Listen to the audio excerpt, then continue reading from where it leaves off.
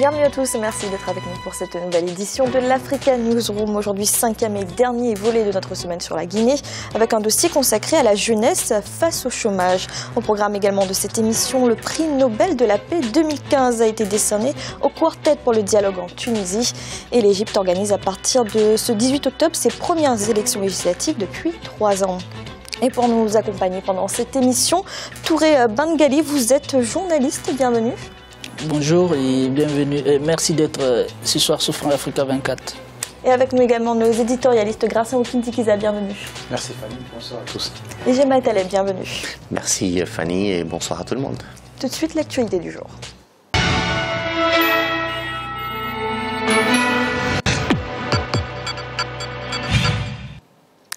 Le prix Nobel de la paix 2015 a été décerné ce vendredi au Quartet pour le dialogue national en Tunisie. L'organisation s'est distinguée pour sa contribution décisive dans la construction d'une démocratie pluraliste. Pour rappel, le Quartet avait été formé en 2013 alors que le processus de démocratisation était en danger dans le pays. Awa Barkala. L'annonce a créé la surprise en ce vendredi 9 octobre. Un quartet d'associations et de syndicats tunisiens lauréats du prix Nobel de la paix. Le comité Nobel a décidé que le prix Nobel de la paix 2015 sera attribué au quartet tunisien ayant mené au dialogue national pour sa contribution décisive à une démocratie pluraliste en Tunisie à l'aube de la révolution de 2011. Le quartet tunisien nobelisé est composé de l'Union générale tunisienne du travail, l'UGTT, le syndicat historique en Tunisie, de l'organisation patronale de l'Union tunisienne de l'industrie, du commerce et de l'artisanat, l'UTICA, et de la Ligue des droits de l'homme, ainsi que l'Ordre des avocats. Le comité Nobel a salué leur combat pour une démocratie pluraliste et fait depuis ce vendredi 9 octobre la fierté des Tunisiens. Bien sûr, c'est un sentiment de fierté. Le GTT, l'UTICA, la Ligue tunisienne pour la défense des droits de l'homme et aussi l'Ordre national des avocats ne s'y attendaient pas. On s'y attendait l'année dernière, on a été deuxième. Personne ne s'y attendait cette année, on a été primé. Encore une fois, c'est la vox populi, c'est la voix du peuple qui triomphe. Ce n'est pas la voix des bureaucrates, de la partitocratie, ni des mafieux de tous bords qui ont essayé d'instrumentaliser cette révolution, la révolution de la dignité, de la démocratie. Donc c'est un sentiment de fierté. Les Tunisiens se voient grands maintenant et ils disent pour une fois qu'on fait l'actualité internationale autrement que par des informations négatives. Le quartet a été formé à l'été 2013, à un moment où le processus de démocratie était en danger en Tunisie en raison d'assassinats politiques et de vastes troubles sociaux. Cette récompense arrive alors que la Tunisie a essuyé en 2015 plusieurs attentats revendiqués par l'État islamique. Le prix Nobel de la paix sera remis à Oslo le 10 décembre 2015. Touré Bangali, que vous inspire ce prix Nobel ? Je pense que c'est un signal fort envers le continent africain, c'est un signal fort envers toute la société civile africaine, y compris les ballets citoyens, Filimbi et autres. C'est un signal fort dans la mesure où aujourd'hui l'Afrique est face à un destin. Ce destin, c'est quoi? C'est que les politiques ont échoué. Il faut que la société civile se lève. On a vu en Tunisie, le reportage le rappelait tout à l'heure que la transition avec des problèmes. C'est cette société civile qui a pris sa responsabilité. Pourquoi? Parce que les politiques ont échoué. Et si les politiques échouent, la société civile échoue, c'est la dérive. Et c'est les militaires qui arrivent au pouvoir. Ce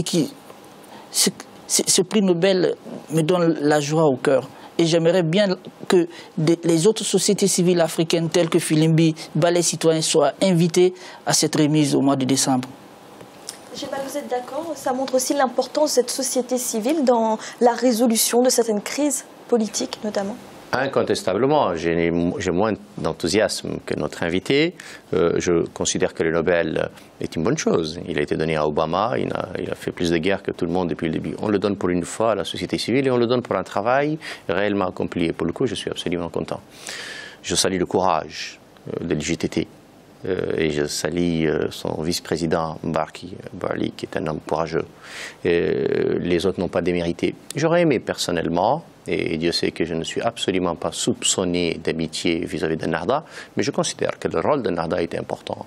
Je considère que le rôle du président de Nahda était important et la paix quand elle est revenue et le retour à une institution démocratique, à un système démocratique n'était pas possible sans l'intervention personnelle importante et en dépit des désaccords des membres de Nahda du président Ranouchi. Et le rôle donc fondamentalement important du président Ranouchi mérite d'être salué pour ce coup-là. Je pense très sincèrement que les frères musulmans tunisiens ont été de ce point de vue-là totalement différents du comportement de leurs frères égyptiens. Et bravo encore une fois. C'est une bonne chose. Je regrette l'échec de ma compatriote et sœur Aminata Mokhtar qui était nominée dans ce prix. J'espère que ce sera pour la première fois. C'est aussi une grande militante de la société civile. Mais encore une fois, la Tunisie, et Sofiane Ben Farhat donc vient de le dire, pour une fois, la Tunisie est primée par autre chose que de la mauvaise publicité, c'est les attentats de Sousse et de consorts. Et que pour une fois, on aura une actualité positive. Et vous avez raison, c'est sans doute un prix qui concerne tout le continent africain. Oui, c'est très bien. Gracia, on parle de prix Nobel surprise. Est-ce que c'est un prix mérité? C'est un prix mérité, mais en même temps, c'est une surprise. Personne ne s'y attendait. Souvent, on a des surprises au niveau des prix Nobel de la paix. Des surprises qui sont des fois négatives, d'autres positives. Jemal l'a dit. On a vu par exemple Obama qui a eu un prix Nobel. Prix Nobel pourquoi? Il venait d'être président, il n'avait rien fait. Mais en même temps, avec le prix Nobel, il a attaqué d'autres pays. Il y a eu des guerres qu'il a menées qui ont ravagé des pays, il faut le dire. Finalement, pour moi, il ne méritait pas ce prix Nobel. Et aujourd'hui, on voit bien ces Tunisiens, souvent vraiment même qui étonnent, ce quartier, parce que c'est voir un syndicat des travailleurs, un syndicat du patronat, c'est rare. Souvent, ils sont dans la défense des intérêts corporatistes, non pas vraiment dans la défense des intérêts au sens citoyen, au sens civique du terme. Dans beaucoup de pays, on le voit. Et on a vu en Tunisie, ils sont beaucoup impliqués pour régler un conflit dans un pays, pour ramener la paix, pour surtout qu'il y ait une entente au niveau du pays. Franchement, ils méritent ce prix Nobel. Merci. Dans l'actualité également, l'Égypte organise à partir de ce 18 octobre les élections législatives, les premières depuis 3 ans. Un scrutin sans les frères musulmans, seul parti islamiste en lice, le parti Anour, ouvertement pro-Sisi. Oumou Kalsoumba. Les premières élections législatives depuis 3 ans auront lieu du 18 octobre au 23 novembre en Égypte. Il s'agit là d'une importante étape dans le processus de démocratisation du pays. 5420 candidatures ont déjà été retenues pour les sièges individuels et 9 partis ou coalitions pour les sièges de liste. À la tête de la grande coalition loyaliste de l'Égypte, Sameh Saïf El Yazal espère que sa coalition sera à la tête du nouveau Parlement. Je peux vous assurer que la confrérie sera au Parlement. C'est confirmé, que ce soit avec ou sans notre approbation. Le parti Nour, qui est un parti politique d'opposition islamiste, sera représenté à l'Assemblée nationale et en majorité. Pour 596 sièges, 448, soit 75%, sont réservés aux candidatures individuelles, 120 sièges, soit 25% pour le scrutin par liste et 28 sièges, soit 5% pour des personnes désignées par le président Abdel Fattah al-Sisi. Le premier défi du nouveau Parlement sera la relecture d'une probable modification de la Constitution adoptée lors d'un référendum tenu après la chute de Mohamed Morsi en juillet 2013. Si on nous donne 1 an ou 2 ans au maximum, nous pourrons apporter quelques amendements à la Constitution. À mon avis, il y a quelques articles de la loi fondamentale sur lesquels nous devrions nous pencher un peu plus sérieusement et voir ce qu'on peut en faire. En l'absence d'un Parlement, le président al-Sisi a exercé le pouvoir législatif depuis qu'il est à la tête du pays. Le scrutin législatif qui démarre le 18 octobre a plusieurs fois été repoussé. Il se déroulera en 2 tours pour s'achever le 23 novembre. Jemal, pensez-vous qu'il y ait un véritable enjeu dans ces élections législatives? Non, il n'y a pas franchement un grand enjeu. C'est bien que les élections aient lieu.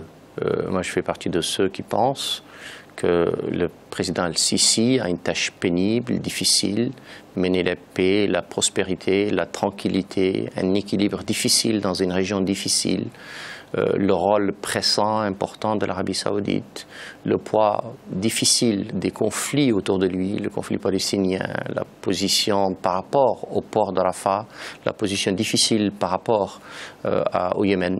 Et tout cela, il doit le mener dans une population de 90 millions d'habitants, une ville bouillonnante, un enjeu politique intérieur très pénible. malheureusement, il n'y a pas de démocratie. C'est pas une grande démocratie, je le déplore. Alors que je fais partie de ceux qui soutiennent plutôt la position du président Sisi, et je regrette qu'il n'y ait pas plus de démocratie.